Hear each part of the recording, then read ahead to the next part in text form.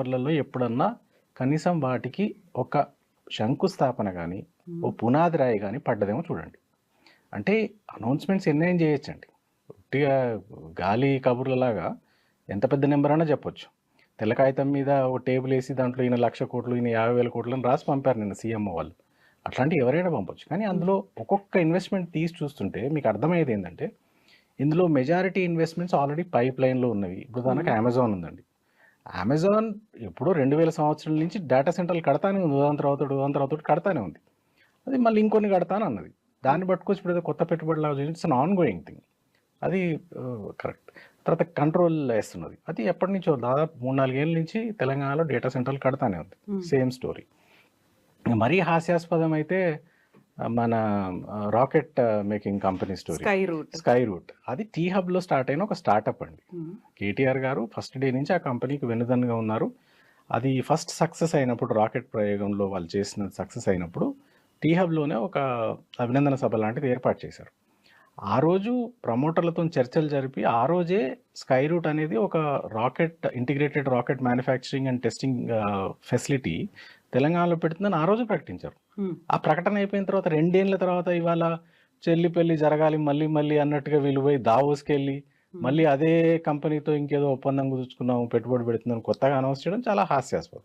So ఇట్లా ఒక్కొక్క company తీసుకుంటే ఆ లిస్ట్లోంచి ఒక్కొక్క దాని ఒక్కొక్క స్టోరీ. కొన్నేమో ఆల్రెడీ హైదరాబాద్లోనే ఉండి ఆన్ గోయింగ్ వాళ్ళు చేస్తున్న పనులే చేస్తున్నారు, కొంత ఎక్స్పాన్షన్ చేస్తున్నారు. అవి పట్టుకొచ్చేది చాలా పెద్ద అచీవ్మెంట్ లాగా చూపించడానికి ట్రై చేస్తున్నారు. రెండోది కొన్ని డౌట్ఫుల్ అండ్ షేడీ కంపెనీస్. ఆ లిస్ట్లో మీరు చూస్తే కొన్ని కంపెనీస్ ఎంత ఘోరంగా అంటే వాటి కనీసం ఊరు పేరు కూడా లేని కంపెనీస్ వేల కోట్ల రూపాయలు పెట్టుబడులు పెడతాయని చెప్పారు. ఓ కంపెనీ పేరు మీద ఆల్మోస్ట్ 5,000 కోట్లు పెట్టుబడి పెడుతున్నారు. ఆ కంపెనీ బ్యాలెన్స్ షీట్ చూస్తేనేమో వాళ్ళకు లాభాలు పక్కన పెట్టి అసలు నష్టాల్లో ఉంది ఆ కంపెనీ. ఇంకా కొన్ని కంపెనీలు అంటే వీళ్ళకే చెప్పుకోవడానికి ఎంత మోమాట పడుతున్నారో ఉదాహరణ ఏంటంటే మీరు ఆ లిస్ట్లో చూస్తే సుమారు 7 కంపెనీలు పెట్టిన ఇన్వెస్ట్మెంట్స్ 46-47 కోట్ల రూపాయల ఇన్వెస్ట్మెంట్స్. వాటికి సంబంధించి కనీసం సీఎంఓ కార్యాలయం వాళ్ళ అఫీషియల్ ట్విట్టర్ ఖాతాలో ఒక ఫోటో పెట్టి ఒక పోస్ట్ కూడా చేయలేదండి. ఉత్తినే ట్రిప్ అయిపోయిన తర్వాత ఒక లిస్ట్ తయారు చేసి ఇది 5,000 ఇది 10,000 అని రాసి పంపినారు. నేనేమంటా అంటే నిజంగా కంపెనీ ఉండుంటే నిజంగా ఒప్పందం జరుగుంటే కనీసం సీఎంఓ ట్విట్టర్ హ్యాండిల్లో సీఎంఓ సోషల్ మీడియాలో పెట్టరండి. ఆ ఫోటో పెట్టి ఈయన పలానాయని కలిసినాం, పలానాయనతో ఒప్పందం కుదుర్చుకున్నాం ఇన్ని వేల కోట్ల కానీ పెట్టరా? వాళ్ళకే నమ్మకం లేదు. ఏదో ఇవాళ పబ్బం గడవాలి కాబట్టి పెద్ద నెంబర్ చెప్పి ఏదో 1-2 డేస్ హెడ్లైన్ మేనేజ్మెంట్ కోసం ట్రై చేస్తున్నారు. ఒకవేళ ఇదే పని చేశారనుకోండి, మేనేజ్ చేయడానికి అన్నిటికన్నా పెద్ద పెట్టుబడి వన్ ఆఫ్ ద బిగ్గెస్ట్ పెట్టుబడి అని ఒకటి అనౌన్స్ చేశారు, సన్ పెట్రోకెమికల్స్. అవును. అది ఎంత హాస్యాస్పదం అంటే అండి, సన్ పెట్రోకెమికల్స్ ఎండీని కలిసాం దిలీప్ సాంఘ్వీన్ అని చెప్పి వీళ్ళు మీడియా వాళ్ళకి రిలీజ్ చేస్తే అవును ఎంఓయూ కుదుర్చుకున్నారు. అది ఎండీతో ఫోటో దిగి పంపించారు. ఎండీ అన్న వ్యక్తితో ఫోటో దిగి పంపించారు. తెల్లారి పొద్దున ఈనాడు, ఆంధ్రజ్యోతి అన్ని పేపర్లు ఫ్రంట్ పేజ్లో తాటికాయంత అక్షరాలతో అది పెద్ద పెట్టుబడి అది వచ్చిందని వేశారు. మేమెందుకో ఒకసారి ఆ ఫోటో చూస్తే మాకు అనుమానం వచ్చింది. కానీ దిలీప్ సాంఘ్వి అంటే కొంచెం పాపులర్ పర్సనే. పోయి చూస్తే ఆయన దిలీప్ సాంఘ్వి కాదు. అంటే ఇంత బ్లేటెంట్గా ప్రజల్ని తప్పుదోవ పట్టించే ఒక ప్రభుత్వం నేనైతే ఇప్పటివరకు చూడలేదండి. అంటే తెలిసిపోద్ది కదా, ఎన్ని రోజులు బ్లఫ్ చేయగలరు మీరు పీపుల్ని. అప్పుడు సోషల్ మీడియాలో విమర్శలు వెల్లువెత్తితే ఈయన దిలీప్ సాంఘ్వి కాదు కదా అని, అసలు దిలీప్ సాంఘ్వి ఇలా ఉంటాడు, మీరు పెట్టిన ఫోటోలో ఇలా ఉన్నాడు ఏంటి అని ప్రశ్నలు అడిగితే అప్పుడు ముఖ్యమంత్రి కార్యాలయం నాలుక ఖర్చుకొని ఈయన దిలీప్ సాంఘ్వి కాదండి, ఎగ్జిక్యూటివ్ డైరెక్టర్ కంపెనీకి విద్యాసాగర్ అని ఇంకొక ప్రకటన రిలీజ్ చేశారు.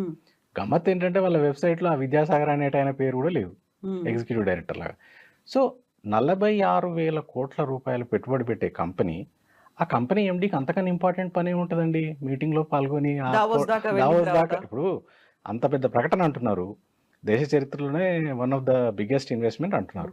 కంపెనీ ఎండీకి అంతకన్నా ఇంపార్టెంట్ పనులు ఏమైనా ఉంటాయండి? ఆ ఫోటోలో ఎందుకు లేడు ఆయన? ఆ రోజు ఆయన ఒప్పందం కుదుర్చుకొని సంతకం పెట్టిన ఆయన ఎవరైనా? ఆయన పేరు విద్యాసాగర్ అని ఎగ్జిక్యూటివ్ డైరెక్టర్ అని జనం అందరూ సోషల్ మీడియాలో వేలెత్తి చూపిన తర్వాత ఎందుకు చెప్పారు ఆ విషయాన్ని? ముందే చెప్పి ఉండొచ్చు కదా. దాయడానికి ఏమీ లేకపోతే ఇది నిజమైన పెట్టుబడి అయితే ఎందుకు ఈ దాపరికాలు, ఎందుకు ఈ దొంగ మాటలు ఎందుకు? సన్ పెట్రోకెమికల్స్ వాళ్ళ దగ్గర నుంచి వచ్చినటువంటి రియాక్షన్ ఏంటి? యాక్చువల్ గా వాళ్ళ ఎంఓయూ కుదుర్చుకున్నారు, వాళ్ళ దగ్గర నుంచి కూడా అఫీషియల్ స్టేట్మెంట్ అనేది వచ్చిందా లేదా? ఇప్పటిదాకా అఫీషియల్ స్టేట్మెంట్ రాలేదు. అది ఇంకో ఆస్పెక్ట్ ఏంటంటే చాలా కంపెనీల తాలూకు వీళ్ళంతలు వీళ్ళు చేస్తున్నారు కానీ కంపెనీ నుంచి ఉలుకు లేదు పలుకు లేదు. ఇప్పుడు వాళ్ళ సోషల్ మీడియాలో వాళ్ళ పిఆర్ పర్సన్స్ కూడా ఉంటారు కదండి. ఇంత పెద్ద ఇన్వెస్ట్మెంట్ వచ్చినప్పుడు వాళ్ళ తరఫు నుంచి కూడా ఒక ప్రకటన రావాలి కదా. ఇందులో 90% ఆఫ్ ద కంపెనీస్లో వాళ్ళ తరఫు నుంచి అసలు ఏ ప్రకటన లేదు.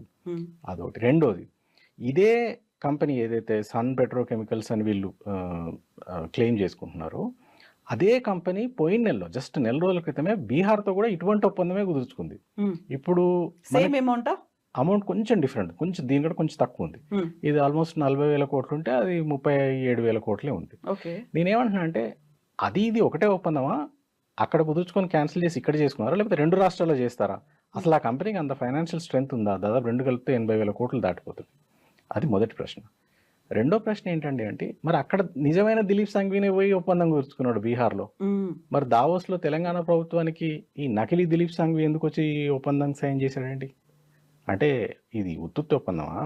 నిజం ఒప్పందం అయితే కంపెనీ ఎండి ఎందుకు లేడు అందులో? ఈ మాటి మాటికి పేర్లు మార్చడం ఇదంతా ఎందుకు జరుగుతుంది? ఇవి ప్రజల మనసులో ఉన్న సందేహాలు. ఏమొద్దంటే ఒక్క కంపెనీ విషయంలో ఇట్లాంటి సందేహాలు మొదలైతే ఆటోమేటిక్గా మీరు రిలీజ్ చేసిన లిస్ట్లో ఉన్న ప్రతి కంపెనీ మీద ఇట్లాంటి అనుమానాలే వస్తాయి. ఎగ్జాక్ట్లీ.